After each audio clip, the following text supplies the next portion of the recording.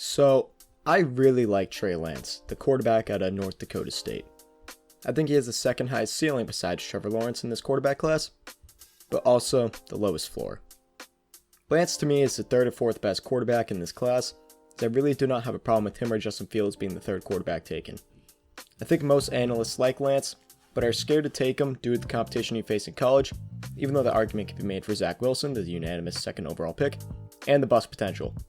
But if I were the 49ers, Falcons, or any team that needs a quarterback, I am taking him over Mac Jones 10 times out of 10, and about 50-50 with Justin Fields, which is not very confident, I know, but Fields is also a great prospect. Why do I love him so much? Well, I'm going to get into that in just a few seconds. But before I do, make sure you guys like the video and subscribe to the channel, as all support is very much appreciated. Now, let's talk about Trey Lance.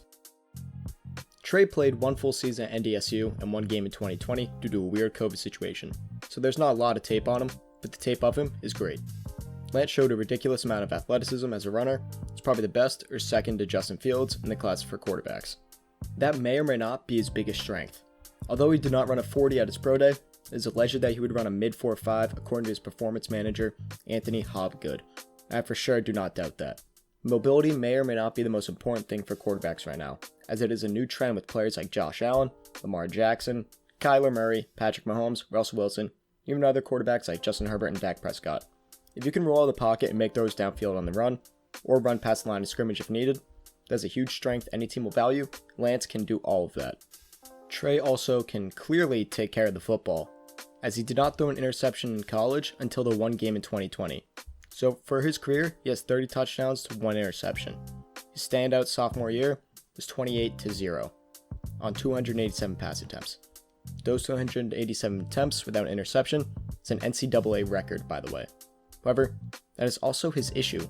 He only has 318 pass attempts under his belt in college, which is significantly lower than the other top prospects, who all have around 550 to 1150. The 1150 is a huge outlier though in Trevor Lawrence, who threw for 334 attempts or more in all 3 years of college. However, I think he showed enough promise in the limited pass attempts to be warranted the hype he may have.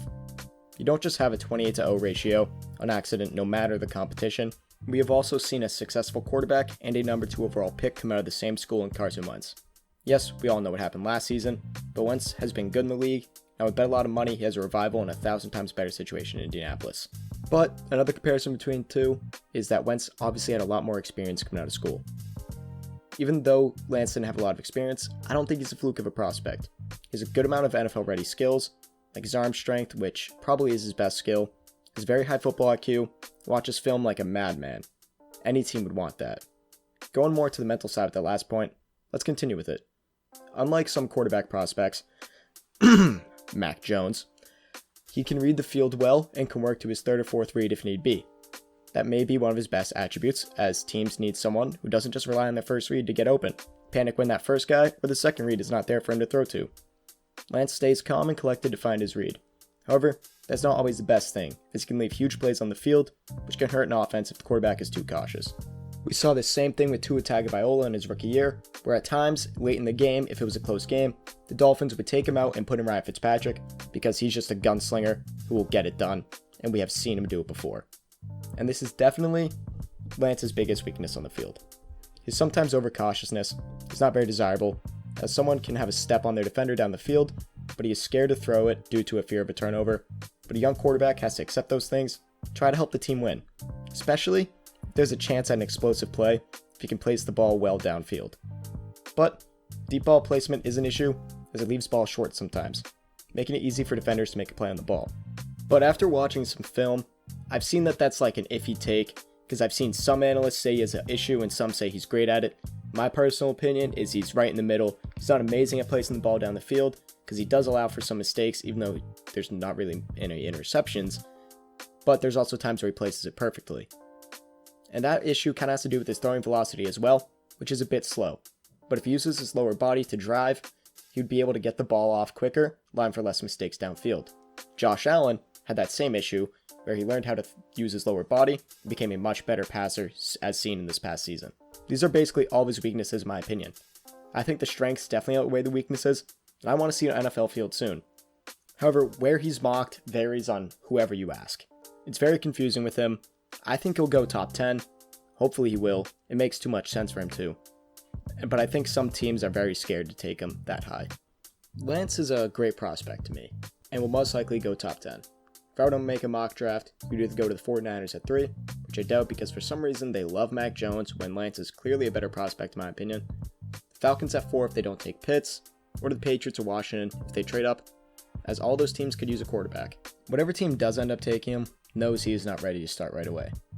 He's a project quarterback, but not your stereotypical project quarterback that needs more than 1 to 2 years to develop. Put Lance in the right system with a good mentor ahead of him, like Ryan Fitzpatrick or Matt Ryan, so he can learn a lot from the veteran leadership, and then I think he will succeed at the NFL level, but put in a situation like that where he can develop. I would comp him to Josh Allen because of the running ability, the throwing skills he possesses, and having an NFL-ready frame, even though Josh Allen is much bigger. Overall, Lance is an intriguing prospect that should go top 8, especially if a team trades up for him. And if he has great coaching and a veteran around him, he'll go to the high ceiling he has, and not the basement level floor. With all that being said, that is it for me, guys. Thank you for tuning in to Fanatic Sports. Hope you all liked the video. If you did, please subscribe and hit the like button. It only takes like 2 seconds. Also, follow me on Instagram at FanaticSports25 and on Twitter at FanaticSports. Before I go, where do you see Trey Lance being drafted? Top 5? Top 8? Top 10? Or later in the first round? Comment your thoughts on Trey Lance down below.